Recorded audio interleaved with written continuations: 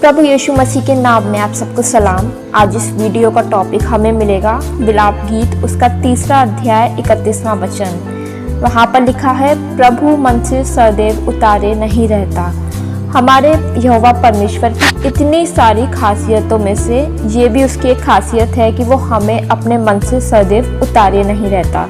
उसका प्यार तो असीमित है, मगर उसका गुस्सा बहुत थोड़े ही समय के लिए होता है। इसलिए तो दाऊद अपने भजन में कहते हैं, भजन संहिता 30:5 में, क्योंकि उसका क्रोध तो क्षण भर का होता है, परंतु उसकी प्रसन्नता जीवन भर की होती है। और हमारे पिता परमेश्वर की इस खूबी के लाइव एग्जाम्पल हमें बाइबल में ही देखने को मिल जाएंगे। तो सबसे पहले मैं आपको मिलवाना चाहती हूँ एली के घराने से, जो कि हमें मिलेगा 1 शमूएल उसके 2 अध्याय में। एली का पूरा नाम एलियाजर है, जो कि हारून का बेटा है, मगर वचन बताता है कि एली के बेटे होप्नी और पिनहास लुच्चे थे। वे यहोवा को ना पहचानते थे। वे यहोवा को चढ़ाई जाने वाली होम बलि और मेल बलि को गलत तरीके से अपने लिए छीन लेते थे, और इतना ही नहीं बल्कि वो परमेश्वर के तंबू में सेवा करने वाली स्त्रियों के साथ गलत व्यवहार भी करते थे। एली के बेटों के इन गलत कामों के कारण ही यहोवा ने एली के घराने को ये शाप दिया कि तेरे घराने में कोई बूढ़ा होने ना पाएगा। और ऐसा हुआ भी। 3 अध्याय पढ़ने पर हमें मालूम होगा कि एली के दोनों बेटे और एली यहोवा के कहे अनुसार एक ही दिन में मर गए। और हमें ऐसा लगता है कि ये चैप्टर यहीं ख़त्म हो गया। आगे भी एली के घराने में कभी कोई बुढ़ा नहीं हुआ होगा, सब अपनी जवानी में ही मर गए होंगे। हाँ, ऐसा हुआ भी, मगर सिर्फ कुछ पीढ़ी ही तक, क्योंकि हमारा परमेश्वर सदैव मन से उतारे नहीं रहता। क्योंकि पुराने नियम में ही एजरा नबी की पुस्तक का 7वां अध्याय का 1 से 5 के वचन में पढ़ने से हमें ये बात पक्की हो जाती है कि सच में हमारे परमेश्वर का क्रोध क्षण भर का ही होता है। वहाँ लिखा है, इन बातों के बाद अर्थात फारस के राजा अर्तशश्ता के दिनों में एजरा बेबीलोन से यरूशलेम को गया। वह सराया का पुत्र था और सराया अजरिया का पुत्र था। अजरिया हिल्किया का, हिल्किया शल्लूम का, शल्लूम सादोक का, सादोक अहीतूब का, अहीतूब अमरिया का, अमरिया अजरिया का, अजरिया मरायोत का, मरायोत जरहर्मिया का, और जर्मिया उज्जी का, उज्जी बुक्की का, बुक्की अबीशू का, अबीशू पिनहास का, पिनहास एलियाजर का, और एलियाजर हारून महायाजक का पुत्र था। इस वचन को पढ़ने से हमें मालूम चलता है कि एजरा, जो कि परमेश्वर का नबी था, वह एली के घराने में से ही था जिसे परमेश्वर ने शाप दिया था। एजरा एली की 15वीं पीढ़ी में से था, परंतु इसके ऊपर परमेश्वर का शाप नहीं बल्कि परमेश्वर की आशीष थी। क्योंकि 6वें वचन में लिखा है, यही एजरा मूसा की व्यवस्था के विषय जिसे इज़राइल के परमेश्वर यहोवा ने दी थी निपुण शास्त्री था, और उसके परमेश्वर यहोवा की कृपा दृष्टि जो उस पर रही, इसके कारण राजा ने उसको मुँहमांगा वर दे दिया।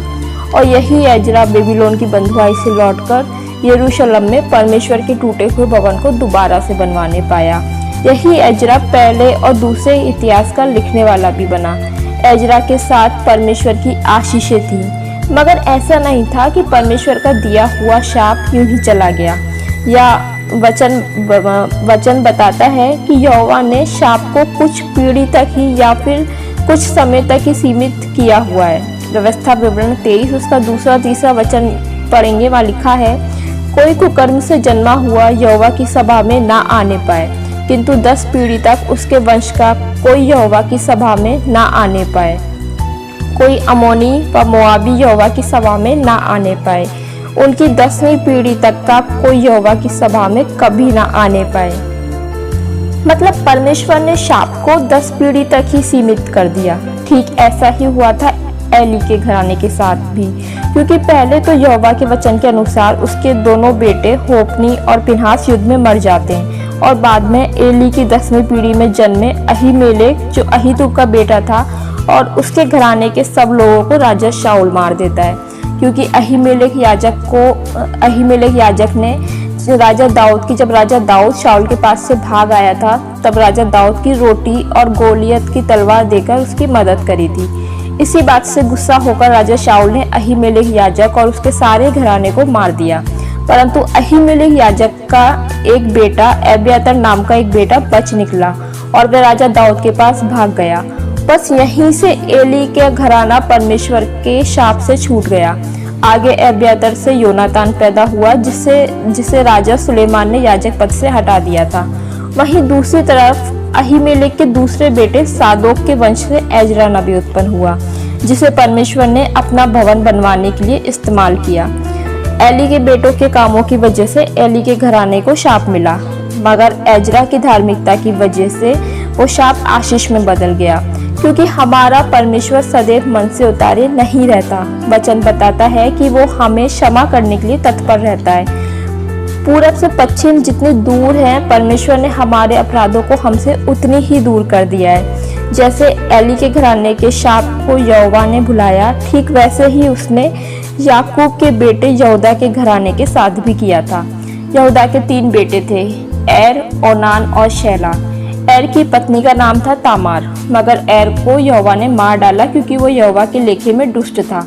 तब यहूदा तामार की शादी अपने दूसरे बेटे ओनान से करा देता है, मगर ओनान भी परमेश्वर की इच्छा के विरुद्ध काम करता है, जिससे यहोवा अप्रसन्न होकर उसे भी मार डालते हैं। इस तरह से यहूदा के दोनों बेटे एर और ओनान, जिनकी शादी तामार से हुई थी, दोनों अपने कामों की वजह से मर जाते हैं। अब यहूदा का केवल तीसरा बेटा शैला बचा है। तब यहूदा ये सोचकर शैला की शादी तामार से नहीं करवाता है कि कहीं ये भी ना मर जाए। इसलिए वो तामार से झूठ बोलता है कि जब मेरा बेटा शैला बड़ा हो जाएगा तब मैं उसकी शादी तुझसे करवा दूंगा, अभी तो विधवा बनकर अपने पिता के घर में ही रहे। अब एक लंबा समय बीत जाता है और यहूदा की पत्नी भी मर जाती है और शैला भी बड़ा हो जाता है, मगर यहूदा शैला की शादी तामार से नहीं करवाता है और ना ही उसे वापस बुलवाता है। तब वचन में लिखा है, उत्पत्ति 38 उसका 14वां वचन से लिखा है, तब तामार ने ये सोचकर कि शैला सियाना तो हो गया है, परंतु न उसकी स्त्री नहीं होने पाई, अपना विधवापन का पहरावा उतारा और घूंघट डालकर अपने को ढांप लिया और एनेम नगर के फाटक के पास, जो तिम्नात के मार्ग में है, जा बैठी। तब यहूदा ने उसको देखा, उसने उसको वेश्या समझा, क्योंकि वह अपना मुंह ढांपे हुए थी। तो मार्ग से उसकी ओर फिरा और उससे कहने लगा, मुझे अपने पास आने दे, क्योंकि उसे ये मालूम ना था कि ये उसकी बहू है। तब यहूदा उसके पास गया और वह उससे गर्भवती हुई और उसके 2 जुड़वा बेटे पैदा हुए, पेरेस और जेरे। मगर ये दोनों बेटे ही व्यभिचार से उत्पन्न हुए थे और व्यवस्था में ऐसी संतानों के ऊपर भी श्राप था कि कोई कुकर्म और व्यभिचार से जन्मा हुआ यहोवा की सभा में ना आने पाए, किंतु 10 पीढ़ी तक उसके वंश का कोई यहोवा की सभा में ना आने पाए। यहूदा की संतानों पर भी यहोवा का शाप पड़ गया था, मगर सही समय आने पर यहोवा ने इस शाप को यहूदा के घराने से हटा दिया और उसे आशीष में बदल दिया, क्योंकि यहूदा की 10वीं पीढ़ी में उत्पन्न हुए दाऊद और उसके घराने को परमेश्वर ने भर भर के आशीषें दी और उसे अपनी प्रजा इजराइल का राजा बना दिया। इस शाप की वजह से ही इजराइलियों द्वारा राजा मांगने पर यहोवा को बिन्यामीन के गोत्र से शाऊल को राजा बनाना पड़ा था, जबकि याकूब के द्वारा की गई भविष्यवाणी के अनुसार इजराइल के राजा यहूदा के गोत्र से ही आने वाले थे, ना कि बिन्यामीन के किसी गोत्र से। उत्पत्ति 49:10 में लिखा है, जब तक शीलो ना आए तब तक ना तो यहूदा से राजदंड छूटेगा और ना उसके वंश से व्यवस्था देने वाला अलग होगा। मगर जब इजराइलों ने राजा की मांग करी तब तक सही समय नहीं आया था। तब तक दाऊद अंडर द कर्स था, वो तब तक यहोवा के शाप से मुक्त नहीं हुआ था, क्योंकि तब तक उतना समय नहीं बीता था। लेकिन सही समय आने पर राजा दाऊद के काम और यहोवा के लिए उसका आदर और प्यार देखकर यहोवा परमेश्वर ने उस पर से शाप को दूर करके उसे आशीष दी और उसके वंश के साथ भी वाचा बांधी कि इजराइल में राज्य करने के लिए उसके वंश से एक दीपक सदा जलता रहेगा और दाऊद का वंश युगानुयुग इजराइल पर राज्य करता रहेगा। जबकि राजा दाऊद के बाद उसके वंश से कई बुरे राजा भी उत्पन्न हुए, जिन्होंने परमेश्वर की इच्छा के खिलाफ काम किया। मगर अपने दास दाऊद के साथ बांधी वाचा को परमेश्वर ने कभी नहीं तोड़ा और अपने सामने उसका वंश हमेशा बनाए रखा। सच में हमारे परमेश्वर का प्यार हमारे लिए इतना ज्यादा है कि हम कभी भी उसकी गहराई जान ही नहीं सकते। उसने शाप को तो कुछ पीढ़ी तक ही सीमित किया हुआ है, मगर आशीषों को पीढ़ी दर पीढ़ी असीमित कर दिया है। उसके शाप तो कुछ पीढ़ी के बाद हट जाते हैं, मगर उसकी आशीषें एक पीढ़ी से दूसरी पीढ़ी में फ्लो होती रहती हैं। अब्राहम को मिली आशीषें दाऊद तक पहुंची और दाऊद को मिली आशीषें हम तक पहुंची, और आगे भी ये सिलसिला ऐसे ही चलता रहेगा, क्योंकि हमारे यहोवा का क्रोध तो क्षण भर का है, परंतु उसकी प्रसन्नता जीवन भर की होती है। यशायाह नबी बोलते हैं कि मेरे सब पापों को तूने अपनी पीठ के पीछे फेंक दिया है। मतलब परमेश्वर हमारे पापों को अपने सामने से हटाकर अपनी पीठ के पीछे फेंककर उन्हें भूल जाते हैं। इसका मतलब ये नहीं है कि परमेश्वर को हमारे पाप याद नहीं रहते। परमेश्वर को सब याद रहता है, मगर ये तो उनका प्रेम है कि वो हमारे पापों को भूल जाने का ऑप्शन चूज करते हैं और हमें अपने मन से सदैव उतारे नहीं रहते, क्योंकि वचन बताता है कि वो हमारी सृष्टि जानता है और उसको स्मरण रहता है कि मनुष्य मिट्टी ही है।